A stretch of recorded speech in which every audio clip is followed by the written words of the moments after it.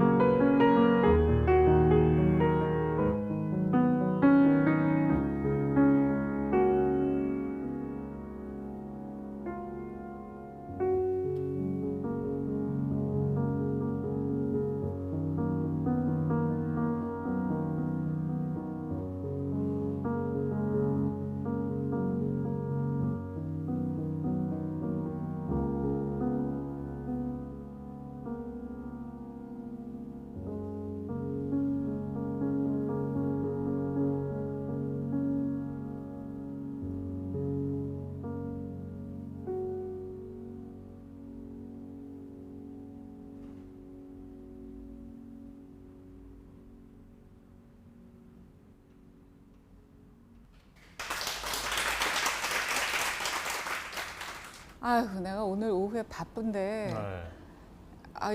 일이고 뭐고 다 집어치우고 그냥 계속 피아노만. 아니 그리고 이 음악이 사람 마음을 굉장히 헤집어놔요. 그렇죠. 그렇지 않으세요, 여러분? 마음이 막 흔들리지 이렇게 대낮에 들을 음악이 아니야. 이게 어느 장면에 많이 이게 주제 음악. 네, 저희 주제 음악. 듣는데 김인 씨 얼굴도 왔다 갔다 하고 목소리도 들리는 것 같고 뭐 그랬어요. 이 곡을 작곡하신 분은 이남현 작곡가님이시고 우리 그 드라마의 음악 감독님이셨고 그 안판석 감독님하고 계속 같이 하시죠? 네, 맞아요. 사단인 것 같아요. 그 사단이고 밥 잘 사준 예쁜 누나의 음악 감독님이시기도 네. 하신 분이고 그분이 직접 쓰신 곡이에요. 이 곡은. 그래서 저희 클래식 드라마라서 100% 클래식으로만 되어 있는데 유일하게 다른 연주곡이 이 드라마를 위해 쓰여진 창작곡인데 정말 너무 좋죠. 네, 너무 좋고 마음을 막 흔들어 놓는다니까. 네. 자 여기서 놀라운 얘기를 하나 해드리면 이게 즉흥곡이십니다. 머리를 이렇게 생각해서 막 곡을 쓴 게 아니라 안판석 감독님이 빨리 곡 내놔 하셔가지고 그러니까 내놨어요. 내놓은 곡이 그래서 이게 악보가 없어요. 악보가 없어요. 그러면 나중에 채집을 그래서 해요. 나중에 이제 콘서트를 해야 돼서 여쭤봤더니 그때 감독님께서 이 노래 영민 씨 사실 내가 이거 즉흥으로 쓴 거라 악보가 없고 그냥 내가 친 음원밖에 없다고. 제가 이제 이 미래 얘기를 많이 한 거가 그 드라마가 인기 있었고 영민 씨가 또 중요한 역할을 해서이기도 하지만 오늘 하려는 얘기이기도 한데요. 음악으로 길찾기 뭐 이렇게 그래서 아직 젊은 분이기 때문에 계속 길을 찾는 여정에 있고 미래가 거기에 중요한 터닝 포인트이기도 했고 그 드라마가 저는 40 넘어 한 반생 가까이 인생을 산 사람들이 나 앞으로의 인생도 지금처럼 살 거야? 그래도 돼? 라는 질문을 던지는 드라마라고 저는 받아들였어요. 그래서 그게 이제 시청률 때문에 이걸 PR할 때는 조금 자극적으로 20살 차이가 나는 어린 남자하고 결혼한 여자하고의 이제 뭐 사랑 얘기 이렇게 얘기를 했지만 이제 그건 거치고 안을 이렇게 들어가 보면 그 극 중에 오회원으로 나오는 그 친구가 그럭저럭 세상의 시선으로 보면 뭐 잘 사는 것처럼 보였는데 내면은 늘 이렇게 채워지지 않고 있었죠. 그러다가 이제 이거 아닌 것 같아라고 길을 바꾸려면 돌리려면 아주 강렬한 자극이 필요한데 그게 이제 사랑이고 사랑도 이렇게 생각을 했어요. 만약에 자기랑 비슷한 연배의 남자를 만나서 사랑을 했다면 길을 바꾸기 어려웠을 거다. 왜? 둘 다 너무 가진 게 많고 온 길이 많기 때문에. 근데 그거를 다 뒤집고 처음부터 다시 시작해라고 하려다 보니까 20살이나 어린 그 유아인이 필요했구나 이렇게 저는 받아들였고 또 하나 그 리히테르 나오잖아요. 네. 극 중에 저 네. 러시아 피아니스트로 피아니스트. 제가 또 그 책을 봤다는 거 아니겠어요? 보니까 아 작가가 여기서 최초의 모티브를 얻은 게 아닐까라고 나는 생각을 한 게 그 리히테르라는 피아니스트도 천재 피아니스트 그렇죠. 이렇게 얘기하는데 시작은 피아노 정규 교육을 받지 않았잖아요. 네. 우크라이나인가 이렇게 거기서, 했다가 이렇게 어떻게 해서 이제 모스크바를 가서 선생님을 만나서 거기서 비로소 꽃을 피우잖아요. 네. 근데 이제 리히테르의 선생님은 남자였는데 재미없으니까 그거를 바꿔서 김희애로 만들고 사랑을 하게 하고 아주 강력한 변화의 동력으로서 어린 연인을 놓은 것이 그 드라마의 설정이 아닌가? 혹시 나중에 만나면 한번 여쭤봐 주세요. 이렇게 본 애청자도 있다고 말씀을 드리겠습니다. 자, 그래서 영민 씨의 길찾기 얘기를 좀 한번 해봅시다. 네. 지금 이제 음악인으로 사는 거잖아요. 그렇죠. 음악이 자기 직업이잖아요. 제 직업이죠. 네. 어떻게 처음 발을 들여놓게 됐어요? 이제 처음 피아노를 하게 된 건 7살 때 이제 저희 아랫집에 제 친구가 살았는데 걔가 이제 피아노 학원을 다녀서 집에서 연습을 어머니가 해주신 얘기를 이제 연습을 했더래요. 근데 그 걔가 치는 걸 듣고 제가 그대로 똑같이 치더래요. 그래서 이제 절대음감이라는 게 있다는 거를 부모님이 아시게 되셨어요. 근데 이게 이 절대음감이 사실 이제 우리 일반 대중들에겐 굉장히 특별한 재능처럼 느껴지는데 가진 사람이 엄청 많습니다. 네, 그래서 근데 이제 그때도 어머님은 절대음감이 있으니까 그럼 뭐 교회에서 반주할 정도만 피아노 배우자. 그래서 그 피아노 학원에 그 동네 작은 피아노 학원에서 러시아 유학 가기 전까지 계속 거기서만 배우고 전공이 아니었어요. 러시아 가기 전까지 전공도 아니었고 개인 레슨 받은 적도 없고 뭐 예중 진학은 당연히 아니었고. 네. 근데 어떻게 러시아를 가게 됐어요? 그래서 이제 어렸을 때 어머니께서 굉장히 많은 사교육을 시키셨어요. 이것저것 다 해봐서 맞는 걸 찾아주겠다라는 그런 마인드로. 그래서 다 했는데 다 너무 지루하고 재미없는데 재미없어. 피아노는 막 엄청 재밌는 건 아니었지만 지루하지는 않았어요. 그래서 그거는 계속 한 거예요. 중학교 일반 중학교를 진학해도. 그랬더니 이제 아버지께서 보시고 저희 아버지 학교 선생님이신데 아빠 옆반에 그 어떤 자매랑 엄마가 같이 러시아로 음악 유학을 간 거예요. 그래서 우리 옆반 선생님 반에 그런 식구가 있는데 소개를 해줄 수 있다더라. 그래서 너 만약에 피아노를 제대로 배워보고 싶으면은 러시아 보내줄 수 있어. 이제 이렇게 된 거예요. 그래서 바로 그 자리에서 두말 않고 무조건 가겠다고. 근데 참 쉽지 않은데 그렇게 어리지만 네. 러시아로 피아노를 배우러 유학을 간다는 건 앞으로 내가 피아노 치는 사람으로 살아가겠어라는 뜻인데 네. 알았어요 그때? 몰랐어요. 아무것도 몰랐고. 근데 어쩌자고? 이 피아노 세계가 이런 세계라는 걸 알았으면 절대로 안 갔을 거예요. 저는 정말 아무것도 몰랐어요. 그럼 우리 그냥 집안은. 외국에 가고 싶어서? 그냥 외국에 가고 싶고 이 한국 학교 안 가도 되고 엄마 아빠 잔소리 안 들어도 되고 혼 안 나도 된다. 그거밖에 없었어요. 아니 그래도 대단해. 중학교 1학년짜리가 네. 엄마 아빠를 떠나서 그것도 뭐 미국도 아니고 러시아를 그러니까 그때만 해도 러시아라는 나라 아무것도 모르고 그냥 혼자 자유롭게 유럽에서 살 수 있다. 그거밖에 없었어요. 네. 유럽에. 네. 근데 영미 씨도 영미 씨지만 부모님도 참 대단하시다. 그건 정말 저는 지금 이제 제가 중학교 2학년 학생들 보면 어린데 도대체 어떻게 쟤를 혼자 보는. 그러니까 제가 러시아 갔을 때 그랬어요. 학교 선생님 한국에서 왔다. 너 북한에서 온 거지. 그러니까 그만큼 독하니까 아기를 혼자 보냈다. 이제 그렇게 생각을 한 거예요. 아니 그러니까 영미 씨는 거기 갈 때 네. 나 그냥 뭐 잔소리 안 들어도 좋아 그러니까 갔는데 부모님은 특히 아들을 네. 그렇게 보낼 때는 얘를 앞으로 피아니스트로 키울 수 있다는 생각을 하셨을 것 같아요. 네, 근데 이제 보내고 나서 어머니가 이제 매일 밤마다 우시는 거예요. 아이고 보고 싶어서. 매일매일 그냥 오열을 하다시피. 그래서 겨울 방학 때 아버지가 이제 저를 데리러 들어오셨었어요. 근데 제가 안 가겠다고 했어요. 다시 한국. 가면 약간 유학 실패하고 가는 그런 느낌. 그때만 해도 막 9시 뉴스에 그때가 한창 조기 유학 붐이 불 때여서 뭐 어린 유학생들 미국 가서 탈선을 하고 뭐 한국에 다시 돌아왔습니다. 막 그런 뉴스가 많이 나던 시절이었어요. 난 그런 거 아닌데 나는 절대 안 돌아갑니다. 근데 이제서야 알았어요. 엄마가 그때 그렇게 너무 힘들어해서 아빠가 저를 데리러 온 거였다. 하여튼 자존심도 되게 세. 맞아요. 그 어땠어?